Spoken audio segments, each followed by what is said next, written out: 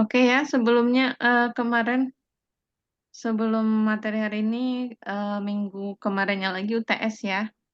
Bisa UTS-nya? Bisa, Bu. Bisa, Bu. Alhamdulillah. Gampang ya? Lumayan, Bu. Ada yang gampang, ada yang susah, Bu. Ada yang susah? Di nomor berapa? Ingat?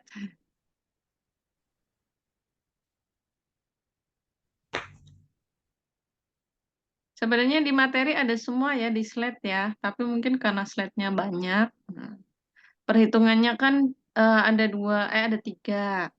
Ada yang PPh pasal 21, pajak penghasilan, kemudian ada yang pajak impor ya, barang impor, serta satu lagi pajak penghasilan. PH 22. Iya,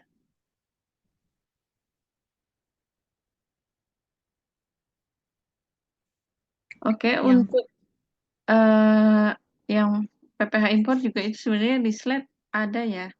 Nah, itu gampang. PPh juga, pajak penghasilan juga gampang. Kemudian untuk materi hari ini, sebentar.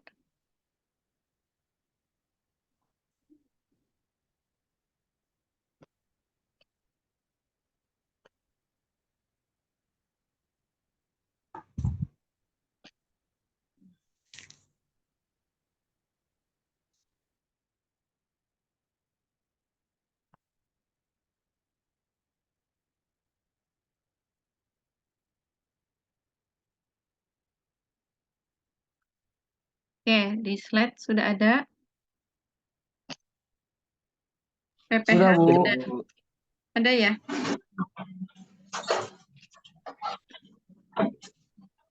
PPh badan.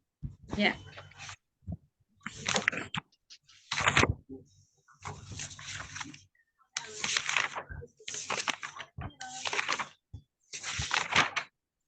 Oke.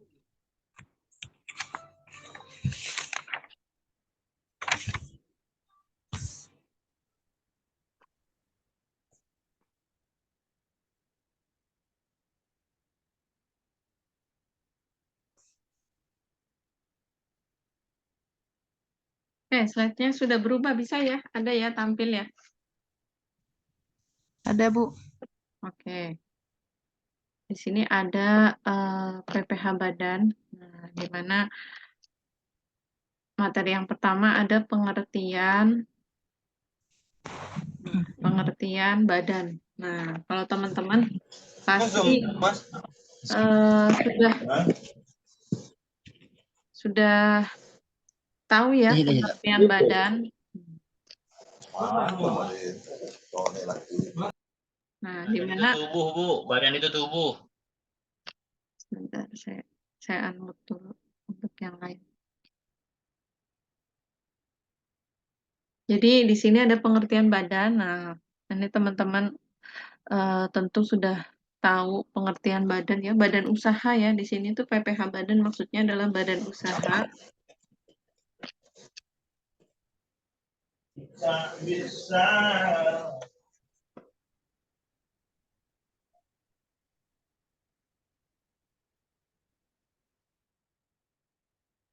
Oke, di sini ada pengertian badan. Nah, badan usaha ya, sekumpulan orang atau modal yang merupakan kesatuan, baik yang melakukan usaha maupun yang tidak melakukan usaha, yang meliputi PT, perseroan komanditer, dan perseroan lainnya.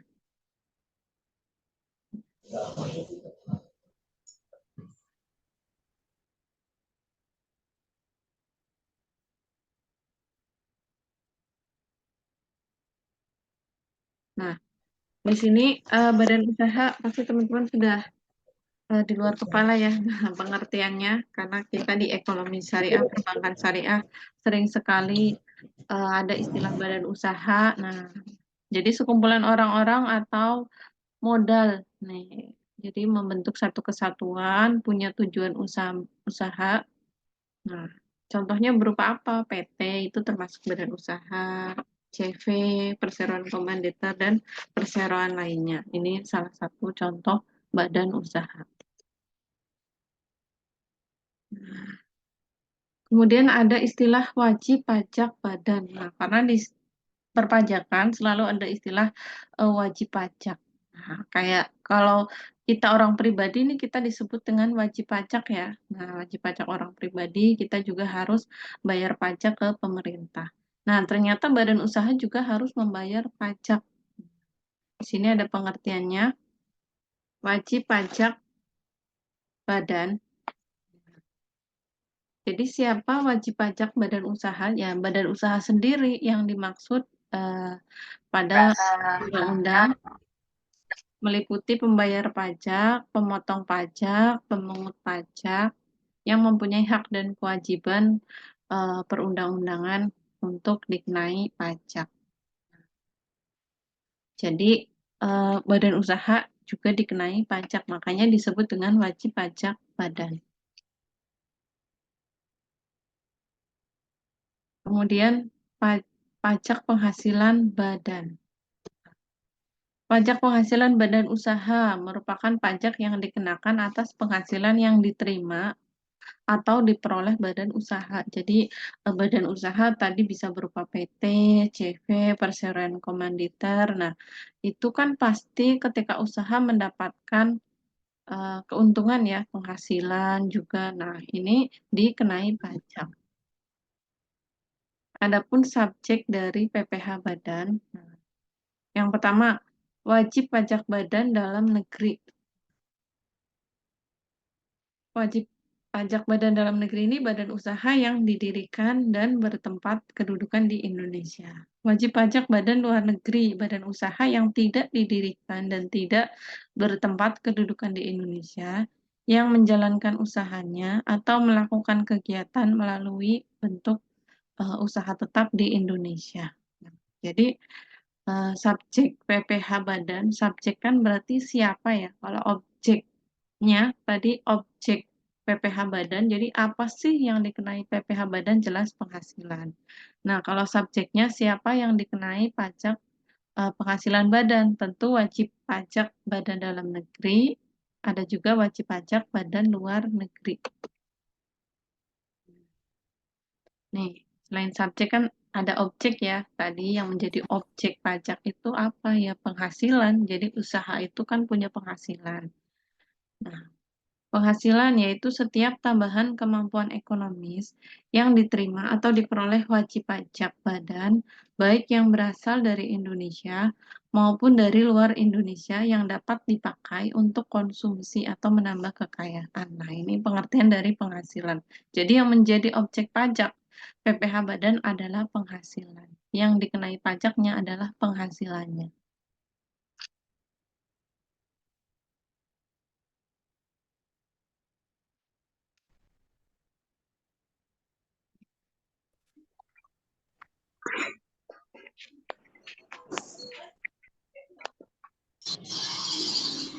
Di sini kewajiban wajib pajak badan. Nah, jadi badan usaha itu harus mendaftarkan diri.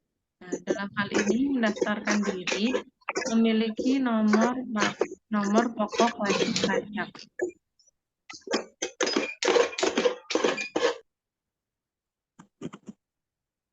Dan apabila wajib pajak badan melakukan kegiatan penyerahan barang kena pajak atau jasa kena pajak yang terutang PPN, ya, pajak pertambahan nilai, berdasarkan undang-undang, maka wajib pajak memiliki kewajiban untuk dikukuhkan menjadi pengusaha kena pajak. Nah, jadi badan usaha ini ketika ada kegiatannya melakukan jual beli ya, atau menyerahkan barang kena pajak atau istilah lebih gampangnya itu jual beli, kemudian ada PPN-nya. Nah, jadi perusahaan itu harus mendaftarkan diri menjadi pengusaha kena pajak. Karena logikanya kan ketika perusahaan memungut PPN berarti harusnya dia memang pengusahanya kena pajak ya, jadi harus mendaftarkan diri.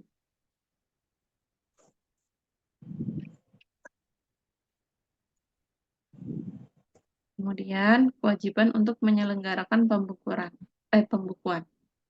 sebagaimana terdapat pada pasal 28, yaitu wajib pajak orang pribadi yang melakukan kegiatan usaha atau pekerjaan bebas dan wajib pajak badan di Indonesia wajib menyelenggarakan pembukuan. Jadi, kewajiban badan usaha tadi, ketika dia sudah memungut PPN, dia harus dikukuhkan menjadi pengusaha kena pajak dengan mendaftarkan diri. Kemudian yang kedua, wajib menyelenggarakan pembukuan. Nah, jadi pembukuan adalah proses pencatatan secara teratur untuk mendapatkan data dan informasi keuangan yang meliputi keadaan harta, kewajiban, hutang, modal, dan penghasilan dan biaya serta jumlah harga perolehan. Nah, ini pengertian dari pembukuan. Jadi, kalau teman-teman kan sudah belajar akuntansi, nah itu kan akuntansi itu pembukuan ya. Jadi, perusahaan itu harus punya pembukuan. Nah, di mana di sini ada supaya keadaan harta perusahaan itu terlihat, kewajibannya berapa, utang perusahaan berapa, modalnya berapa, dan juga penghasilan. Jadi, dikenai pajak itu melihat persentasenya nanti dikalikan dari mana? Dari penghasilan. Makanya setiap perusahaan yang kena pajak wajib menyelenggarakan pembukuan supaya terlihat nih. Apalagi penghasilan ya tentu di laporan akuntansi, laporan keuangan ada penghasilannya berapa. Nah, itu nanti akan dikenai pajak. Nah, jadi nanti biasanya di laporan keuangan ada laporan laba rugi ya. Gitu teman-teman belajar. Penghasilan dikurangi biaya, ketemu laba. Itu laba sebelum pajak. Nah, nanti ada tarif pajaknya. Nah, nanti paling akhir ada laba setelah pajak. Nah, kenapa? Jadi karena keuntungan perusahaan itu dikenai dengan pajak. Ketentuan mengenai pembukuan. Nah, pembukuan harus diselenggarakan dengan memperhatikan itikat baik dan mencerminkan keadaan atau kegiatan usaha yang sebenarnya. Nah, mungkin teman-teman punya usaha atau bekerja di bagian keuangan, teman-teman harus memperhatikan itikat baik. Artinya ketika melaporkan laporan keuangannya harus mencerminkan keadaan yang sebenarnya. Contohnya, harta perusahaan ada berapa, dilaporkan dengan benar. Penghasilan perusahaan ada berapa, harus dilaporkan dengan benar. Yang B, harus diselenggarakan di Indonesia dengan menggunakan huruf Latin, angka Arab, satuan mata uang rupiah. Diselenggarakan dengan prinsip taat asas. Perubahan terhadap metode pembukuan harus mendapat persetujuan dari Dirjen Pajak atau tahun buku. Jadi tentu Dirjen Pajak juga mengecek seberapa besar sih pajak yang dikenakan itu kan dilihat dari pembukuannya ya. Ini ketika mau tahun bukunya ganti juga harus dapat persetujuan dari Dirjen Pajak.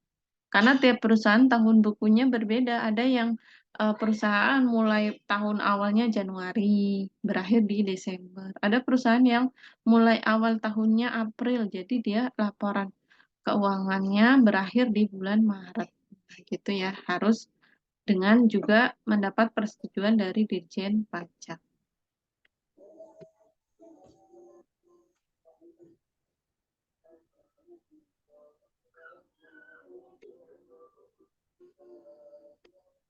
Kewajiban melakukan pemotongan dan pemungutan. Kewajiban pajak sendiri, kewajiban memotong, memungut atas PPh pasal 21, 22, PPh final. Nah, jadi tentu badan usaha ini akan memotong. Nah, memotong di sini misalkan badan usaha tersebut tentu punya karyawan ya. Ya. Jadi karyawannya itu pasti dipotong PPh atau dipotong pajak penghasilan. Kemudian kewajiban memungut PPN. Nah, jadi ketika badan usaha tersebut ada jual beli, kemudian ada PPN-nya, jadi dia harus memungut PPN. Nah, jadi ini kewajiban-kewajiban badan usaha yang berkaitan dengan pajak.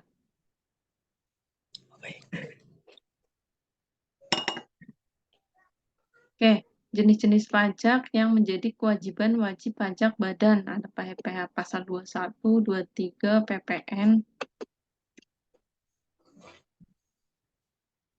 Kemudian tadi kewajiban mendaftarkan diri ya, supaya jadi pengusaha kena pajak, menyelenggarakan pembukuan, kemudian kewajiban untuk memotong PPh karyawannya, memotong PPN.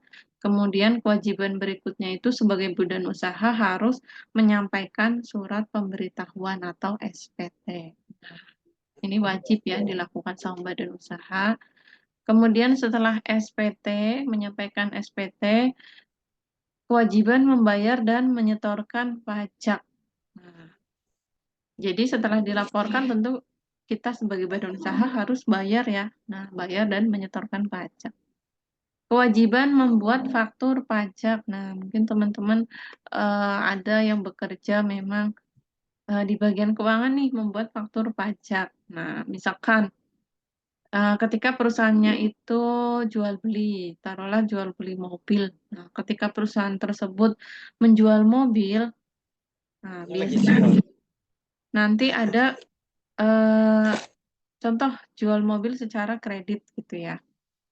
Nah, jadi kita kirim barang, setelah kirim barang kita harus membuat surat tagihan ya kepada customer bahwa barangnya sekian, harganya sekian. Nah, itu namanya invoice kalau di keuangan kita bikin surat tagihan ke customer.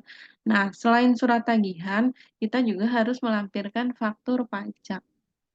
Contohnya, mobil tersebut dikenai PPN 10%. Jadi dilampirkan di surat tagihannya ada namanya faktur pajak. Faktur pajak juga ini tentu ada formatnya ya. Nah, dari perpajakan. Jadi di situ ada keterangannya.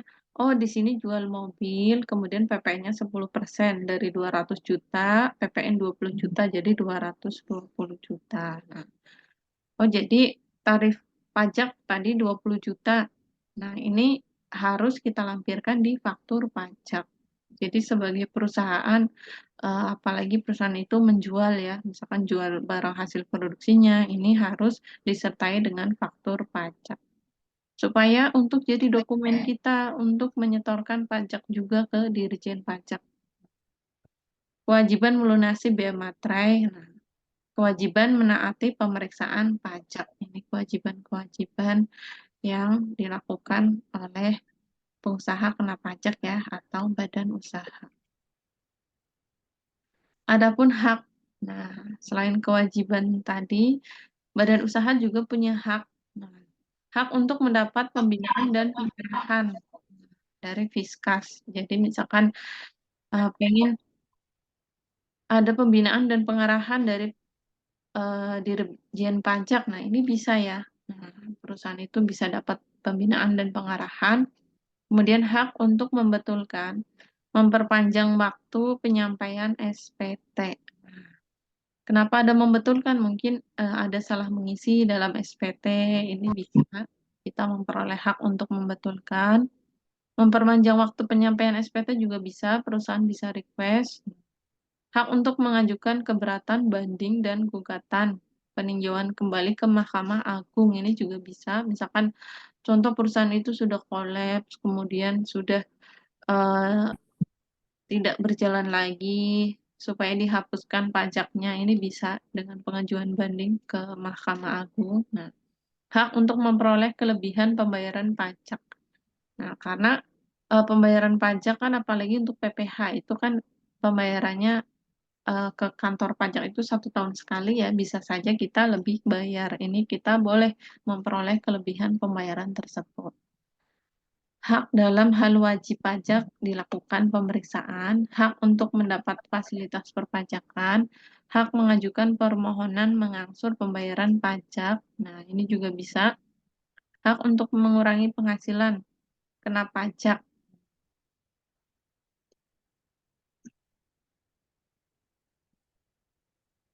Kemudian berikutnya saat terutang, penyetoran dan pelaporan PPh badan. Ya, sebentar.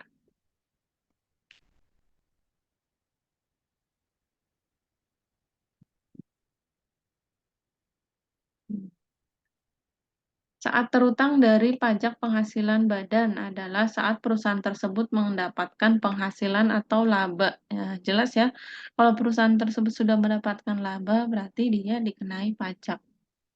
Surat setoran pajak atau sarana administrasi berfungsi sebagai bukti pembayaran pajak apabila telah disahkan oleh pejabat kantor penerima pembayaran.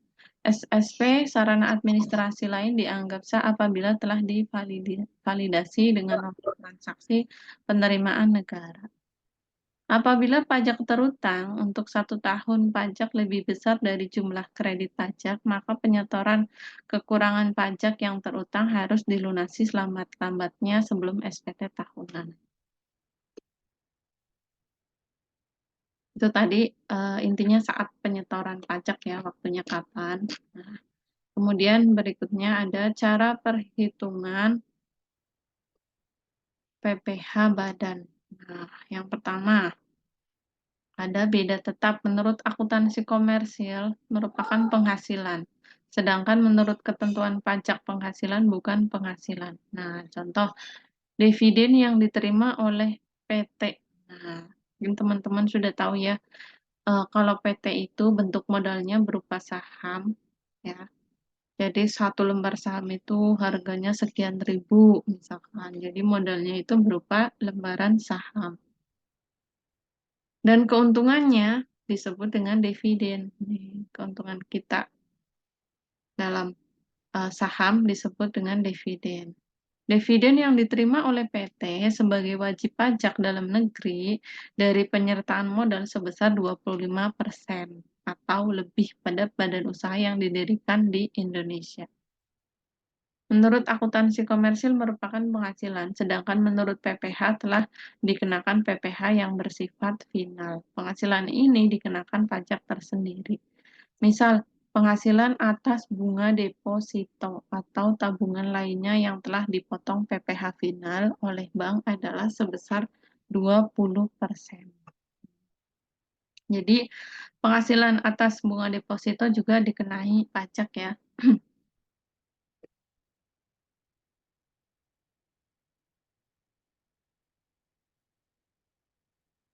Menurut akuntansi komersil, merupakan beban atau biaya. Sedangkan menurut ketentuan PPh, tidak dapat dibebankan sebagai pengurang penghasilan bruto.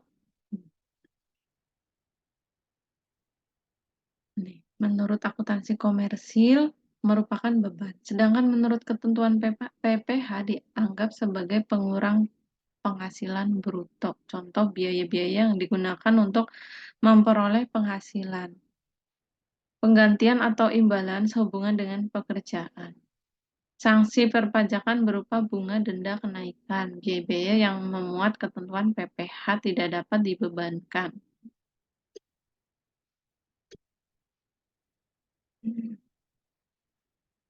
Beda sementara. Beda waktu merupakan perbedaan metode yang digunakan akuntansi komersil dengan ketentuan misalnya metode penyusutan. Nah, ini kalau di akuntansi ada perhitungan penyusutan ya. Nah, contoh barang-barang, peralatan, ini akan dikenai dengan penyusutan. Kemudian metode penilaian persediaan. Nah, tentu di setiap perusahaan kan pasti punya persediaan ya, entah itu persediaan bahan baku, nah, atau persediaan untuk dijual. Nah, ini dalam akuntansi ini ada cara menghitungnya. Tentu antar satu perusahaan biasanya berbeda cara menghitung metode penilaian persediaan. Penyisihan piutang tak tertagih. Nah, ini juga perusahaan harus punya budget untuk menyisihkan piutang yang tak tertagih. Rugi laba selisih kurs. Di sini ada rekonsiliasi fiskal. Sebuah lampiran SPT tahunan PPh badan berupa kertas kerja yang berisi penyesuaian antara laba atau rugi sebelum pajak menurut komersil dengan laba atau rugi menurut SPT tahunan.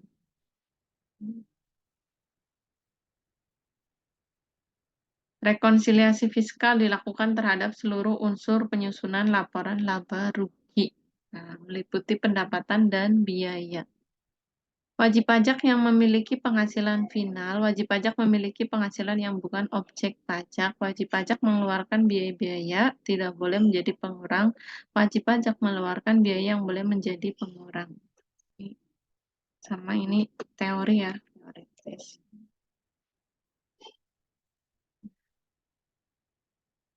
Sini ada gambaran untuk menghitung PPh badan. Ada jumlah penghasilan neto bruto. Nah, kenapa disebut neto bruto? Jadi sebenarnya penghasilan ini penghasilan bruto. Nah, jadi penghasilan satu perusahaan itu berapa dihitung, dikurangi dengan biaya-biaya. Nah, ketemu namanya penghasilan neto komersil. Dikurangi dengan koreksi fiskal. Nah, cara menghitungnya tadi di sebelumnya ada pengertiannya koreksi fiskal. Positif, negatif. Nah, penghasilan neto fiskal, kompensasi kerugian, penghasilan kena pajak, PPh terutang. Sebenarnya cara gampangnya dari dari jumlah penghasilan neto bruto, nanti dikurangi biaya-biaya, baru dikenakan pajak.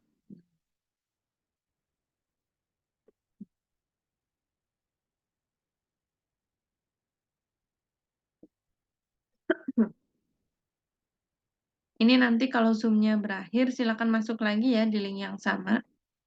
Nah, di sini ada perhitungan PPh terutang. Tarif tertinggi 25%, berlaku sejak 2010.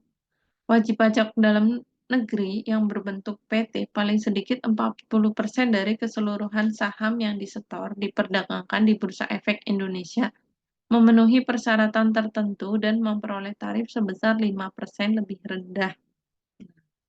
Untuk keperluan penerapan tarif pajak, jumlah penghasilan kena pajak dibulatkan ke bawah dalam ribuan rupiah penuh. Nah, jadi tidak ada koma-koma ya, karena dibulatkan ribuan rupiah penuh dan dibulatkan ke bawah.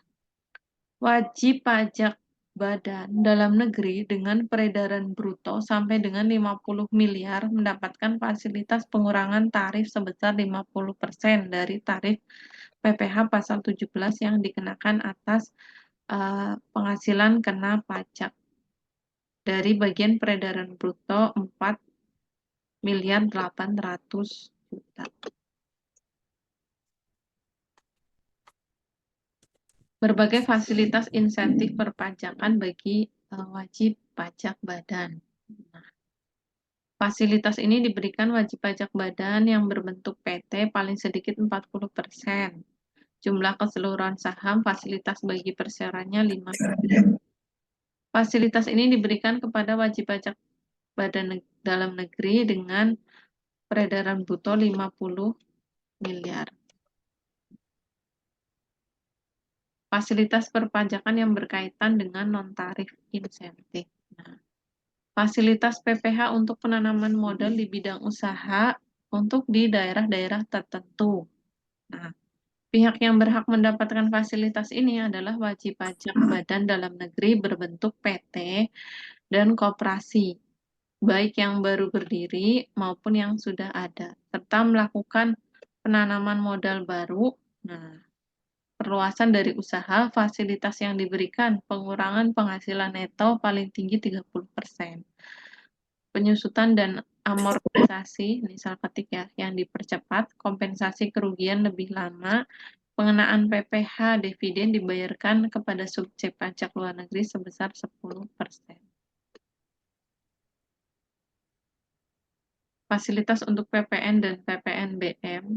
Dalam bidang PPN terdapat dua fasilitas, yaitu pajak terutang tidak dipungut dan pembebasan dari pengenaan pajak yang dapat berlaku sementara atau selamanya. Jadi pihak-pihak memiliki usaha membantu kehidupan bangsa dapat mendapatkan fasilitas perpajakan. Contohnya alat-alat TNI, Polri, dan juga buku-buku pelajaran.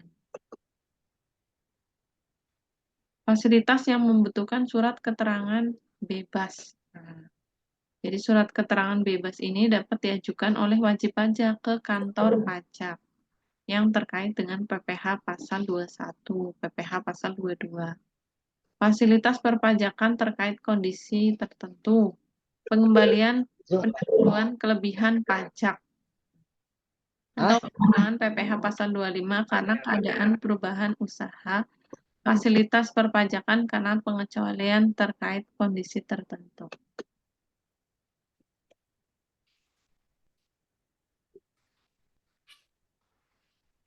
Oke, di sini tadi penjelasan mengenai PPh badan, di mana badan usaha ini dikenai pajak.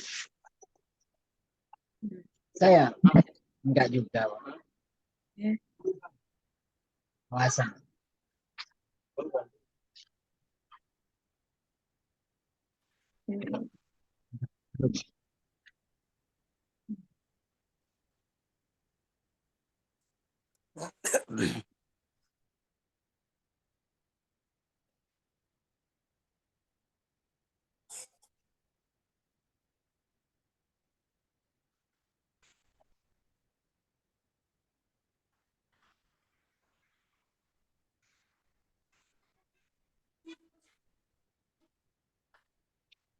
Oke, ini Zoom-nya akan berakhir, tapi nanti teman-teman silakan masuk lagi ke link yang sama karena kita akan membahas materinya satu lagi untuk materi di pertemuan ke-8.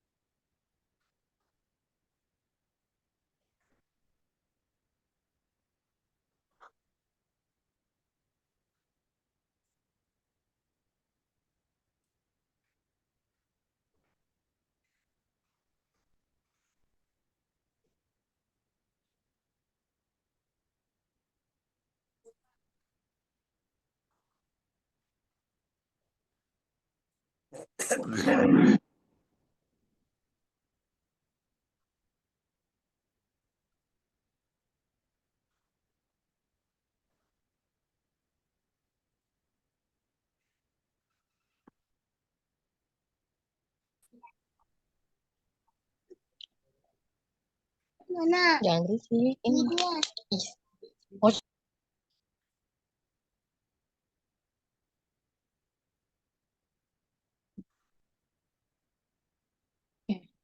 Ini materi yang kedua, setelah tadi ada pajak penghasilan badan, di sini ada pajak pertambahan nilai, ada ya? Ada. Oke. Ada, Bu, ada. Oke. ada, Bu. Kalau pajak pertambahan nilai ini paling gampang perhitungannya, nah, karena teman-teman juga sangat familiar ya untuk pajak pertambahan nilai atau PPN. Berbeda dengan perhitungan PPh pasal 21, kan kalau PPh pasal 21 kemarin dihitung berapa gajinya, berapa tunjangannya, kemudian berapa PTKP-nya, penghasilan tidak kena pajaknya, baru ditarifkan. Nah, berbeda dengan pajak pertambahan nilai yang perhitungannya paling simpel. Dasar hukum